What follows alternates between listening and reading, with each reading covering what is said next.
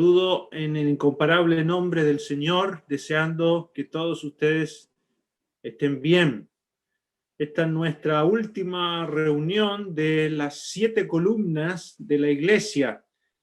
Recordamos que aquí en el libro de los Hechos de los Apóstoles comenzó la Iglesia en el día de Pentecostés, 50 días después de la resurrección del Señor. El Señor dijo ahí en Mateo 16 que Él edificaría su iglesia y que las puertas del Hades no prevalecerían contra ella. Una promesa de seguridad de que absolutamente nada puede quitarnos el amor de Dios, la seguridad de nuestra salvación, ni siquiera el Hades, el infierno, nos condenará. Y aquí estamos estudiando en el libro de los Hechos cómo comenzó la iglesia a funcionar y los cimientos y las columnas que en ella hay. Vamos a leer en Hechos capítulo 2, en el libro de los Hechos, capítulo número 2, vamos a leer el verso número 41 y 42. Dice, así que los que recibieron su palabra fueron bautizados y se añadieron aquel día como 3,000 personas y perseveraban en la doctrina de los apóstoles, en la comunión unos con otros, en el partimiento del pan y en las oraciones. Aquí tenemos las 7 columnas. La primera columna es recibir la palabra de Dios. Una persona verdaderamente convertida forma parte de una iglesia congregada en el nombre del Señor. Una vez convertido, hay que bautizarse. Esa persona públicamente debe dar un testimonio de que es del Señor. El bautismo no es para ser salvos ni para pertenecer a la iglesia, sino porque ya se es salvo. Y luego se añadieron, ahí tenemos el ser parte de la iglesia local como testimonio. Los creyentes, una vez bautizados, deben ser incorporados a la comunión, a gozar de privilegios y responsabilidades. Y después, en el verso 42, vienen 4 actividades más o 4 sustantivos con un solo verbo, perseverar. Perseverar en la doctrina de los apóstoles, número 1, perseverar en la comunión unos con otros, perseverar en el partimiento del pan o la cena del Señor y perseverar en las oraciones. Y hoy día nos corresponde esta última columna tan importante, esta práctica fundamental en la existencia de la iglesia.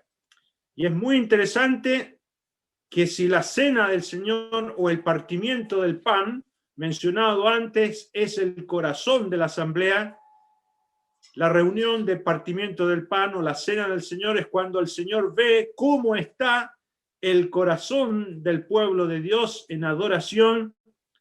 Sin embargo, en la reunión de oración se ven los pulmones de la iglesia local.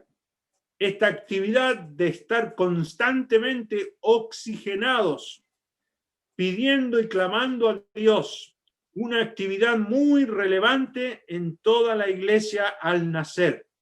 Reunirse para orar oxigena al pueblo de Dios. Es muy importante.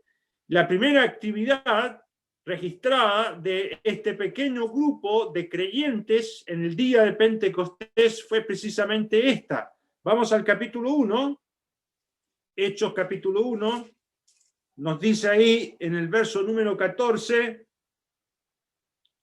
todos estos perseveraban unánimes en oración y ruego, con las mujeres y con María, la madre de Jesús, y con sus hermanos. En aquellos días Pedro se levantó en medio de los hermanos y los reunidos eran como 120 en número.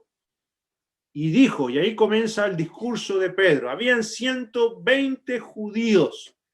Y su primera actividad, hermanos y hermanas, fue la reunión de oración. Esta es la primera reunión de la iglesia que va a ser bautizada por el Espíritu Santo, y ellos están orando al Señor. De todo el necesario equipamiento del soldado de la fe que encontramos en el libro de los Efesios, la oración es el octavo equipamiento que protege todo lo demás. Si quieren, me acompañan, por favor, en Efesios capítulo número 6. Esto es aplicable a cada uno en particular, como también como iglesia. Efesios 6:10, comienza el apóstol, dice: por lo demás, hermanos míos, fortaleceos en el Señor y en el poder de su fuerza, vestidos de toda la armadura de Dios para que podáis estar firmes contra las acechanzas del diablo. Porque no tenemos lucha contra sangre y carne, sino contra principados, contra potestades, contra los gobernadores de las tinieblas de este siglo, contra huestes espirituales de maldad en las regiones celestes. Por tanto, tomad toda la armadura de Dios para que podáis resistir el día malo, y habiendo acabado todo, estar firmes. Estad pues firmes, ceñidos vuestros lomos con la verdad y vestidos con la coraza de justicia, y calzados los pies con el apresto del evangelio de la paz. Y sobre todo tomad el escudo de la fe, con que podáis apagar todos los dardos de fuego del maligno, y tomad el yelmo de la salvación y la espada del Espíritu, que es la palabra de Dios. Aquí está el soldado cristiano con sus 7 equipamientos. Son muy importantes estudiarlos cada uno de ellos. Pero esto no es nada con lo que viene en octavo lugar.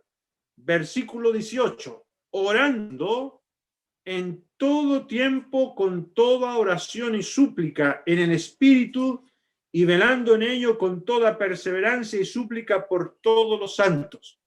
Hermanos, podemos saber perfectamente qué significa cada una de las 7 cosas que se mencionan antes, pero si no sellamos esto con oración, de nada nos servirá. Podemos tener como iglesia local un programa para todo el año de actividades, pero Dios suele cambiar los programas. Y para estar preparados para toda eventualidad, hay que estar constantemente en oración en el Espíritu Santo. Y la oración como iglesia, entonces, hermanos, es fundamental. Necesitamos más reunirnos para orar que para cualquier otra actividad. Cuando Daniel fue llevado ante el rey Nabucodonosor para interpretar el sueño que se le había olvidado al rey, nadie, ningún astrólogo, ningún mago de su reino podía interpretarle el sueño a Nabucodonosor, una porque se le había olvidado y otra porque era muy difícil de explicar. Y llamaron a Daniel. ¿Y sabe lo que hace Daniel? Vamos a Daniel capítulo 2. Daniel capítulo número 2. En el verso número 17. Luego Daniel se fue a su casa e hizo saber lo que había a Ananías, Misael y Azarías, sus compañeros, para que pidiesen misericordia del Dios del cielo sobre este misterio, a fin de que Daniel y sus compañeros no perecieren con los otros sabios de Babilonia. Entonces el secreto fue revelado a Daniel en visión de noche, por lo cual bendijo Daniel al Dios del cielo. Aquí tenemos, hermanos, la actividad de un hombre acompañado de su pueblo, de sus 3 amigos. Ellos 4 comenzaron a orar por la revelación de este sueño misterioso de Nabucodonosor. ¿Se dan cuenta, hermanos, lo importante que es reunirse para poder orar? Es una actividad muy importante que como iglesia tenemos que frecuentar. El Señor dijo: otra vez os digo, dijo el Señor Jesús en su Evangelio de Mateo, otra vez os digo que cuando 2 de vosotros se pusieren de acuerdo en la tierra acerca de cualquier cosa que pidieren, les será hecho por mi Padre que está en los cielos. Y hermanos, el Señor está muy atento a las oraciones como pueblo unido. Recuerdo también cuando Esther pidió a sus hermanos ayuda para poder entrar a ver al rey. Nadie podía entrar a ver al rey. Tenía que entrar, pedir permiso. Y la reina Esther precisaba entrar a conversar con el rey por la amenaza de muerte de todos sus hermanos. ¿Y qué es lo que hace la reina Esther? La reina Esther le manda a decir a todo el pueblo de Dios que hagan ayuno y oración durante 3 días para que ella pueda entrar a hablar con el rey. Y hermanos, esa oración también es respondida. De manera que la oración como iglesia, en el caso nuestro, es muy importante. ¿Qué es lo que es orar? El verbo que se usa para describir el orar significa desear. Eso literalmente significa desear en 2 sentidos. Primero, el tener comunión con Dios. Desear tener comunión con Dios. Yo no sé si tú tienes ese deseo. A veces nos cuesta tanto trabajo orar personalmente, mucho más reunirnos como iglesia para desear tener comunión con Dios. En segundo lugar, desear contarle todo lo que necesitamos como pueblo de Dios. Por eso vamos a Mateo capítulo número 6. En el Evangelio de Mateo capítulo número 6, el Señor les dijo a sus oyentes en el verso 7, Mateo 6, 7, y orando no uséis vanas repeticiones como los gentiles que piensan que por su palabrería serán oídos. Hay que ser muy sencillos y claros al orar. No os hagáis pues semejantes a ellos, porque vuestro Padre sabe de qué cosa tenéis necesidad antes que vosotros le pidáis. Y hermanos, a mí me sorprende mucho que el Señor diga que Dios sabe todo lo que necesitamos, pero nosotros tenemos que pedir. Por eso Santiago dice, no tenéis porque no pedís, y pedís mal porque pedís para gastar en vuestros deleites. Tenemos que tener claro que Dios ya sabe. Dios sabe todo lo que nos hace falta. Y cuando venimos a Él, hemos de desear venir a Él para tener comunión y que Él nos escuche todas nuestras necesidades que Él ya las sabe. Cuando leemos la Biblia, Dios nos habla. O cuando escuchamos la exposición de la Biblia, Dios nos habla. Cuando oramos, Dios nos escucha. Y hermanos, no vaya a pensar usted que no vale la pena orar. Es muy importante que lo hagamos. El apóstol Pedro escribió, porque los ojos del Señor están sobre los justos y sus oídos atentos a sus oraciones. De manera que el Señor, nuestro Dios Padre, está atento, completamente atento. Y tenemos que orar por esto, hermanos, porque Él está esperando que acudamos a Él. Esto es una instrucción que el mismo Señor les dijo a sus discípulos. Vamos a Lucas capítulo 11. Lucas capítulo 11, en el verso número 9. El Señor les dice, y yo os digo, pedid, pedid, y se os dará. Buscad y hallaréis. Llamad y se os abrirá. Porque todo aquel que pide, recibe. Y el que busca, halla. Y al que llama, se le abrirá. ¿Qué padre de vosotros, si su hijo le pide pan, le dará una piedra? ¿O si pescado, en lugar de pescado, le dará una serpiente? ¿O si le pide un huevo, le dará un escorpión?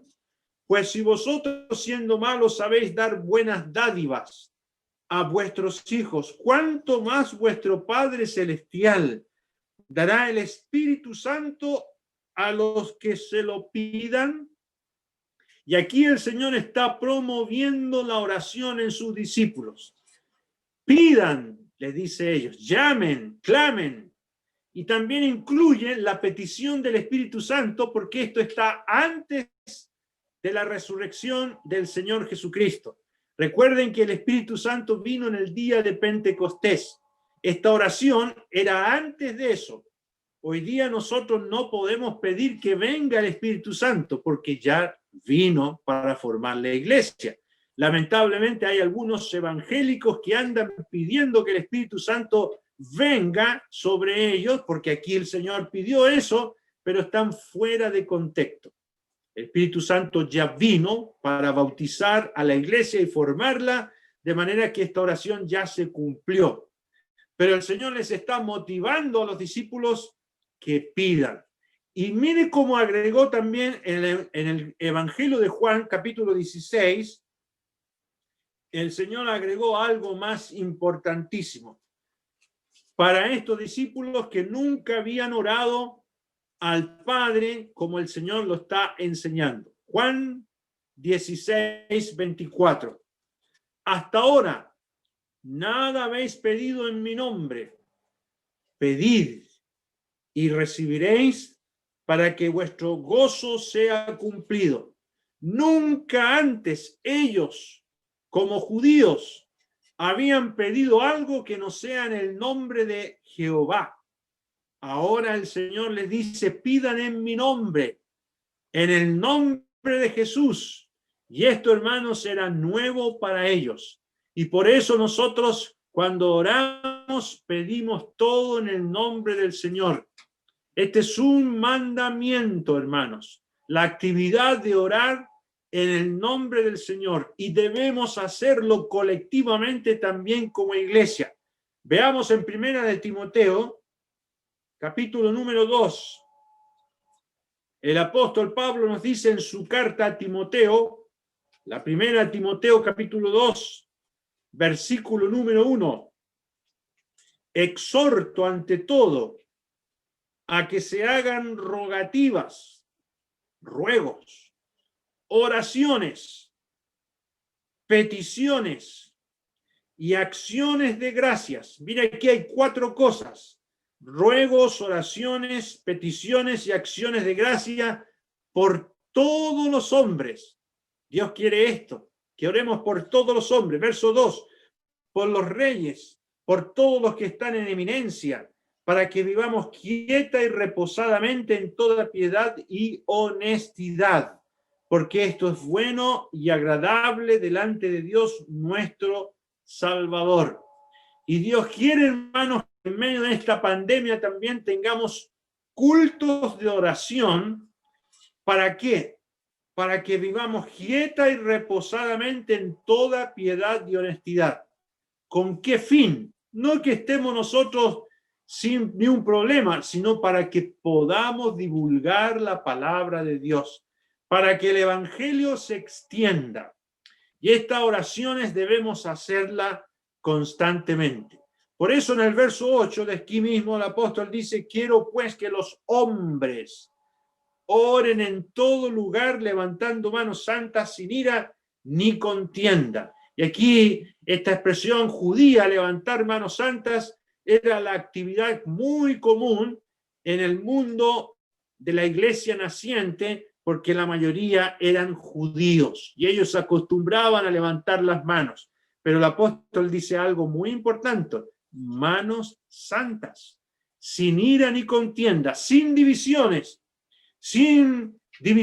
entre nosotros, sin habernos perdonado, porque es muy importante la calidad y la condición del corazón en la oración como iglesia. Ahora, si alguien no acostumbra a orar, Si hay algún creyente que no tiene el deseo de orar, incluso como iglesia no viene a las reuniones de oración, hay por lo menos 4 cosas que está indicando con esa actitud. Número 1, que no tiene a Dios como su Padre. Es posible que no sea un creyente, por eso no quiere orar. En segundo lugar, que no tiene necesidad de nada, por eso no pide. Número 3, que su orgullo no le permite rebajarse ante Dios, porque la actividad de oración es la de un penitente, de un mendigo que necesita de todo. Y número 4, está diciendo, al no orar, que desconfía de Dios. Y ese hombre o esa mujer hace todo por sí mismo sin depender de Dios. Si alguna de estas características está en usted, debe cambiarlas. Y si tú eres un hijo o una hija de Dios, debes cambiar aquello. La oración como iglesia era una reunión dedicada a esta necesidad. Fueron reuniones enteramente de oración. A veces nosotros hacemos reuniones, la mitad de oración y la otra mitad de ministerio. No está mal, pero en la Biblia vemos que eran oraciones enteramente dedicadas a una reunión. La reunión de enseñanza es muy importante, hermanos, pero vemos aquí que al comienzo de la iglesia prevalecía la oración y los apóstoles se dedicaban exclusivamente a eso. Por ejemplo, vamos a Hechos capítulo número 6, en el libro de los Hechos capítulo número 6, cuando hubo un problema entre el reparto de alimentación en las viudas, en el verso número 1 dice, en aquellos días como crecía el número de los discípulos, hubo murmuración de los griegos contra los hebreos de que las viudas de aquellos eran desatendidas en la distribución diaria. Entonces los 12 convocaron a la multitud de los discípulos y dijeron, no es justo que nosotros dejemos la palabra de Dios para servir a las mesas. Es muy importante la enseñanza. Buscad pues, hermanos, de entre vosotros a 7 varones de buen testimonio, llenos del Espíritu Santo y de sabiduría, a quienes encarguemos este trabajo. Y nosotros persistiremos o perseveraremos en la oración y en el ministerio de la palabra. Fíjense, hermanos, cómo el Espíritu Santo coloca primero la oración y después el ministerio de la palabra. Y qué importante, hermanos, es tomar en serio esta actividad. Fue una actividad común de la iglesia y fue importantísimo una vez que eligieron a estos servidores, a estos 7 hermanos. Nos dice aquí en el verso número 5 que agradó la propuesta a toda la multitud, eligieron a Esteban, varón lleno de fe y de Espíritu Santo, a Felipe, a Prócoro, a Nicanor, a Timón, a Parmenas y a Nicolás, prosélito de Antioquía, a los cuales presentaron ante los apóstoles, quienes orando les impusieron las manos. Y aquí tenemos otra reunión de oración, una reunión de oración para encomendar a estos 7 varones a su servicio. Y qué importante, hermanos, es esto, una reunión de oración para que otros hermanos puedan servir al Señor. También vemos en la Biblia, en la naciente iglesia, cuando comenzó la persecución y cuando Herodes comenzó a perseguir a la iglesia y Pedro es encarcelado después de la muerte de Jacobo y el encarcelamiento de Juan, Pedro es encarcelado. Y miren lo que dice en el capítulo número 12. Capítulo 12 de este mismo libro de Hechos, nos dice en el verso 1, en aquel mismo tiempo el rey Herodes echó mano de alguno de la iglesia para maltratarles y mató a espada a Jacobo, hermano de Juan. Y viendo que esto había agradado a los judíos, procedió a prender también a Pedro. Eran entonces los días de los panes sin levadura. Y habiéndole tomado preso, le puso en la cárcel, entregándole a 4 grupos de 4 soldados cada uno para que se le custodiasen, y se proponía sacarle al pueblo después de la Pascua. Así que Pedro estaba custodiado en la cárcel, pero la iglesia hacía sin cesar oración a Dios por él. La iglesia no fue con pancartas a protestar por esta injusticia. Nosotros no andamos metidos en ese tipo de cosas. Por eso dice, pero la iglesia hacía sin cesar oración a Dios por él. Y ahí estaba toda la iglesia orando. El verso 12 de este mismo capítulo nos dice dónde lo estaban haciendo. Y habiendo considerado esto, llegó a casa de María, la madre de Juan, el que tenía por sobrenombre Marcos, donde muchos estaban reunidos orando.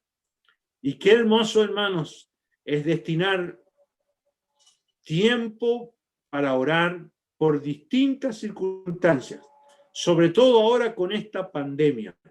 Cuán necesario, hermanos, es comenzar a orar por tanta necesidad. Un hermano me escribió que en Venezuela están muriendo muchos creyentes. En una asamblea de Venezuela han muerto 82 hermanos en comunión, contagiados por el virus. No tienen cómo comprar alimentos ni medicina. Y saben ustedes, hermanos, que el sueldo mínimo en Venezuela son algo así como $4, o tal vez menos. Para poder comprar 1 kilo de arroz vale $2. Es imposible sobrevivir. Los hermanos se mueren porque no tienen oxígeno y tienen que comprar en el mercado negro esas vasijas de oxígeno para poder suministrar oxígeno a los hermanos. Respiradores mecánicos no hay. No hay paracetamol, no hay medicina, no hay aspirina. Es muy difícil y los hermanos están muriendo. Aquí en Chile, hermanos, nos hemos colocado a orar intensamente por ellos. Y también nos estamos reuniendo para poder hacerles llegar alguna colecta, como aparece en la Biblia, para que ellos puedan comprar, en primer lugar, benzina. No hay benzina, hermanos.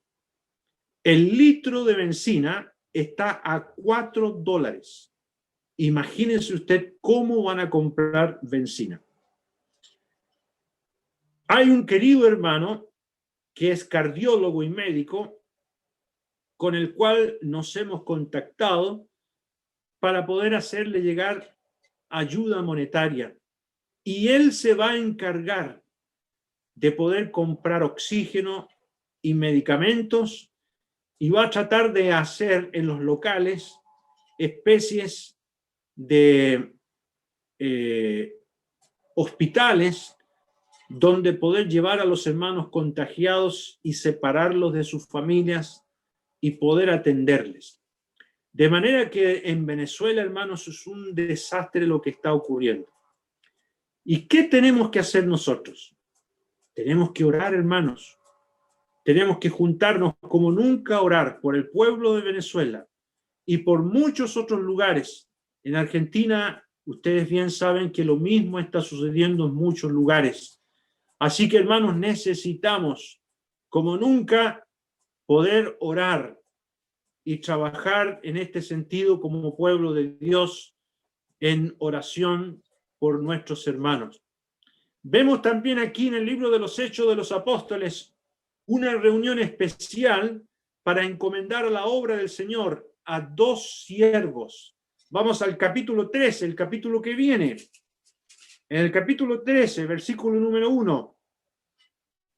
Había entonces en la iglesia que estaba en Antioquía profetas, maestros, Bernabé, Simón, el que se llamaba Níger, Lucio de Cirene, Manaén, el que se había criado junto con Herodes el tetrarca, y Saulo. Ministrando estos al Señor y ayunando, dijo el Espíritu Santo: apartadme a Bernabé y a Saulo para la obra que los he llamado. Entonces, habiendo ayunado y orado, les impusieron las manos y los despidieron. Aquí tenemos, hermanos, fruto del ministerio de la palabra de Dios y de la actividad de oración, la encomendación de estos dos hermanos a la gracia de Dios. Y fue el Espíritu Santo que les dijo: apártenme. Es el Espíritu Santo que llama a través de la iglesia a hombres preparados por él. Estos hombres ya estaban trabajando en la obra del Señor. No era cosa nueva para la iglesia. La iglesia sabía que ellos estaban trabajando. Ahora el Espíritu Santo los llama y los acredita como siervos útiles para el Señor. De manera, hermanos, que todas estas actividades son actividades importantísimas en la iglesia, la oración para poder pedir al Señor las necesidades y todo lo que el pueblo de Dios requiere. Vamos primero a Primera de Tesalonicenses, una actividad muy importante. Dice Pablo aquí en Primera de Tesalonicenses, capítulo 25, el apóstol pide en el verso 25, Primera Tesalonicenses 5, 25, hermanos, orad por nosotros. Y es interesante este sencillo versículo. El apóstol está pidiendo para que oren por ellos como obreros del Señor. En Segunda de Tesalonicenses, capítulo 3, versículo 1, por lo demás, hermanos, orad por nosotros, para que la palabra del Señor corra y sea glorificada, así como lo fue entre vosotros. Y el apóstol está pidiendo a estos creyentes de la iglesia de Tesalónica que oren por ellos para que la palabra corra como un reguero de pólvora y sea glorificada. Y esto es lo que el apóstol Pablo les está pidiendo a estos creyentes. Ahora, hermanos, vamos a ver un ejemplo práctico de cómo tenemos que orar en la iglesia o cuando nos reunimos como iglesia en reunión especial de oración. Vamos a ir al libro de los Hechos, capítulo 4, en el verso 23. Aquí, después que los apóstoles Juan y Pedro fueron azotados, después que sanaron a un cojo en la puerta llamada la Hermosa del templo, dice en el verso 23, puestos ellos en libertad, vinieron a los suyos y contaron todo lo que los principales sacerdotes y los ancianos les habían dicho. Y ellos, habiéndolo oído, alzaron unánimes la voz a Dios y dijeron: soberano Señor, tú eres el Dios que hiciste el cielo y la tierra, el mar y todo lo que en ellos hay. Pues por boca de David tu siervo dijiste: ¿por qué se amotinan las gentes y los pueblos piensan cosas vanas? Se reunieron los reyes de la tierra y los príncipes se juntaron en una contra el Señor y contra su Cristo, porque verdaderamente se unieron en esta ciudad contra tu santo Hijo Jesús, a quien ungiste Herodes y Poncio Pilato con los gentiles y el pueblo de Israel, para hacer cuanto tu mano y tu consejo había antes determinado que sucediera. Y ahora, Señor, mira sus amenazas y conceda a tus siervos que con todo denuedo hablen tu palabra, mientras extiendes tu mano para que se hagan sanidades y señales y prodigios mediante el nombre de tu santo Hijo Jesús. Cuando hubieron orado, el lugar en que estaban congregados tembló, y todos fueron llenos del Espíritu Santo y hablaban con denuedo la palabra de Dios. Aquí tenemos un ejemplo, hermano, de la iglesia reunida para orar. Como usted se dio cuenta, esta oración tomó 1 minuto. Y esto quiero resaltarlo, hermanos. Las oraciones en el pueblo de Dios deben ser breves. No oraciones largas, oraciones breves. En el verso 24 se dice que ellos alzaron la voz al cielo, unánimes, dice el verso 24. Y ellos, habiéndolo oído, alzaron unánimes la voz a Dios. No son todos hablando a la vez. Los queridos hermanos del mundo evangélico creen que tienen que hablar todos a la vez. No, no son todos hablando a la vez. Es uno de ellos en representación de los demás. Tal como se enseña en 1 Corintios capítulo 14, la actividad de los profetas tenía que ser por turno, la actividad de la oración también. Uno de ellos en representación de los demás. Ahora, esta oración tiene que ser una oración inteligente y audible, que todos los demás la puedan oír, que todos los demás la puedan entender. Oraciones claras para que todo el pueblo de Dios pueda agregar su amén. Vamos a leer este principio en 1 Corintios 14. Acompáñenme en el capítulo 14, en el verso número 15. El apóstol dice: ¿qué pues? Oraré con el espíritu, pero oraré también con el entendimiento. Cantaré con el espíritu, pero cantaré también con el entendimiento.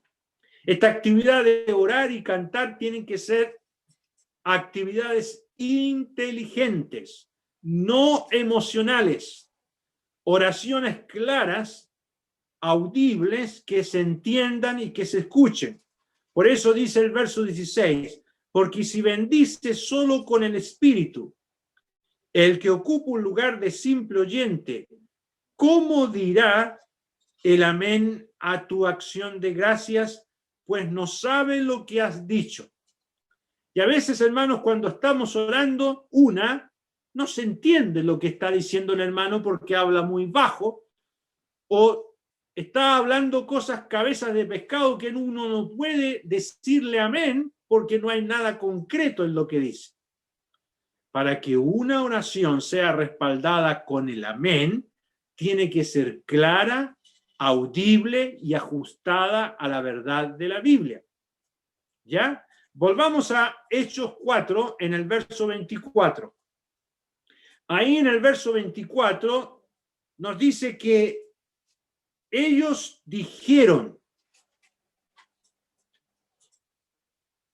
uno de ellos, se entiende, se dirige en nombre de todo el grupo a Dios. Y ese creyente que se levanta a orar está representando a toda la iglesia delante de Dios el Padre. Y esto es una actividad muy importante de los que oramos. Esa persona, ese creyente, lleva a toda la iglesia al trono de la gracia. Y como ya dije, hermanos, las oraciones deben ser breves y claras. ¿Ya? Me gusta mucho lo que escribe el predicador Eclesiastés cuando dice: cuando fueres a la casa de Dios, guarda tu pie y acércate más para oír que para ofrecer el sacrificio de los necios que no saben que hacen mal. No te des prisa con tu boca ni tu corazón se apresure a proferir palabra delante de Dios, porque Dios está en el cielo y tú sobre la tierra. Por tanto, sean pocas tus palabras. Eclesiastés 5:2. Sean pocas tus palabras. Y agrega, porque de la mucha ocupación viene el sueño y de la multitud de las palabras la voz del necio. Y cuando oramos, hermanos, debemos ser pocas palabras, claritas, audibles, entendibles, para que los demás puedan decir su amén. El que ora de manera larga, hay hermanos que se ponen a orar y no terminan nunca. Eso dice dos cosas. Primero, una falta de respeto a la iglesia, porque le está quitando el lugar a los otros. Y segundo, poca oración privada. Un hermano que se ejercita privadamente en la oración puede estar toda una noche orando si quiere, pero públicamente es un hermano que ora concretamente y de forma breve. Es muy importante esto, hermano. Ahora, volvamos aquí en Hechos 4:25. Ellos, en el verso 24, se dirigen a Dios como soberano Señor.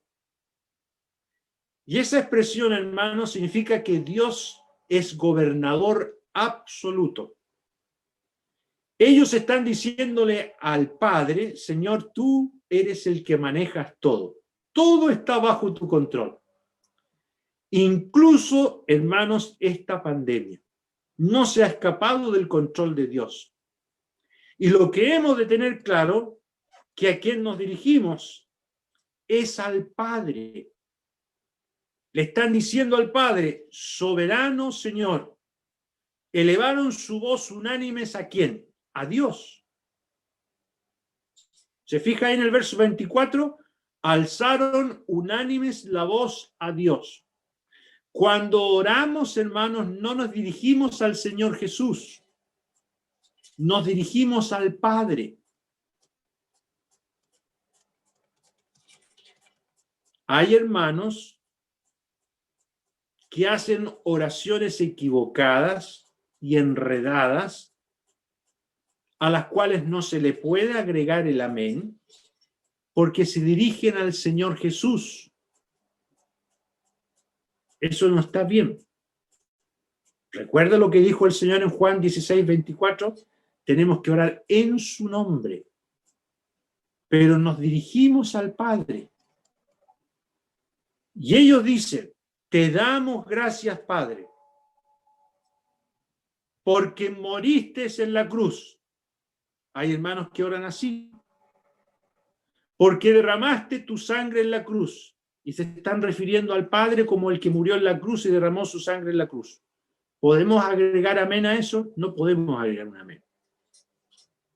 Cuando oramos, nos dirigimos al Padre y mencionamos al Hijo, lo que Él hizo, su muerte, su dolor, su sufrimiento, pero el Padre no es el que murió en la cruz.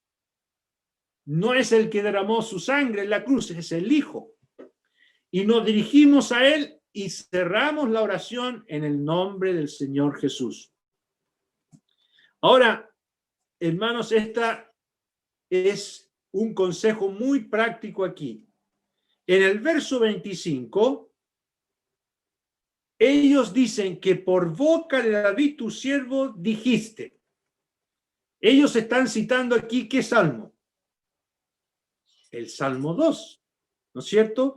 Que por boca de tu siervo David, dijiste, ¿por qué se amotinan las gentes y los pueblos piensan cosas vanas? Y qué hermoso, hermanos, cuando un hermano cita la Biblia en sus oraciones. A mí me agrada mucho decir amén cuando un hermano se refiere a la Biblia en sus oraciones.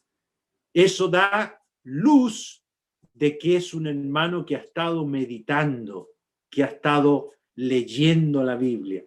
Ellos citan aquí, este hermano que se levantó, cita el Salmo 2. Y con todo gozo podemos decir a una oración que hace mención de la palabra de Dios. Ahora, en el verso 28, dice esta oración: para hacer cuanto tu mano y tu consejo habían determinado antes que sucediera. Y aquí tenemos, hermanos, a un creyente, a una iglesia con convicciones. Padre Celestial, todo lo que está pasando es según tu consejo. Señor, nosotros no vivimos por casualidades. A nosotros no nos azotaron y tu hijo tampoco murió por accidente histórico. No. Señor, todo lo que nos sucede, como lo que sucedió a tu hijo, es por tu voluntad. Tal como dice aquí, para hacer cuanto tu mano y tu consejo habían antes determinado que sucediera. Nosotros no vivimos en una incertidumbre. Señor, estamos convencidos de que tú estás en el control de todo lo que nos sucede. Ahora, en el verso 29, ellos dicen: ahora, Señor, mire qué valentía para dar. Ahora, Señor, mira sus amenazas y concede a tus siervos que con todo denuedo hablen tu palabra. Ahora estos creyentes están pidiendo: Señor, ayúdanos a predicar el evangelio. Queremos que con todo denuedo, con todo valor, podamos hablar de tu palabra. No estamos pidiendo, Señor, que nos libres del peligro. No estamos pidiendo, Señor, que nos libres de la persecución. No, no queremos eso. Queremos que prediquemos tu palabra y que lo hagamos bien, con todo de nuevo. Que la palabra de Dios corra. Y esto, hermanos, fue muy importante, esta oración, que Dios la contestó. Por eso en el capítulo 6, acompáñenme en el capítulo 6, ya leímos ahí, en el verso 7 dice: y crecía la palabra del Señor. ¿Qué es lo que crecía? La palabra del Señor. Y el número de los discípulos se multiplicaba grandemente en Jerusalén, y también muchos de los sacerdotes obedecían a la fe. Capítulo 12, verso 24. Pero la palabra del Señor crecía y se multiplicaba. Capítulo 19, verso 20. Así crecía y prevalecía poderosamente la palabra del Señor. Hermanos amados y hermanas amadas, esta oración en el capítulo 4 tuvo respuesta en toda la historia de la iglesia. Que los creyentes pudiesen predicar con denuedo. Volvamos al capítulo número 4, en el verso número 30. Mientras extiendes tu mano para que se hagan sanidades y señales y prodigios mediante el nombre de tu santo Hijo Jesús. Aquí tenemos, hermanos, cómo termina la oración. La oración no va dirigida al Señor Jesús, va dirigida al Padre. En el nombre de tu santo Hijo Jesús. Por eso dice este versículo: mediante el nombre de tu santo Hijo Jesús. Y así ellos terminan esta oración. La oración se cierra en el nombre del Señor Jesús. ¿Y cuál fue el resultado? Verso 31.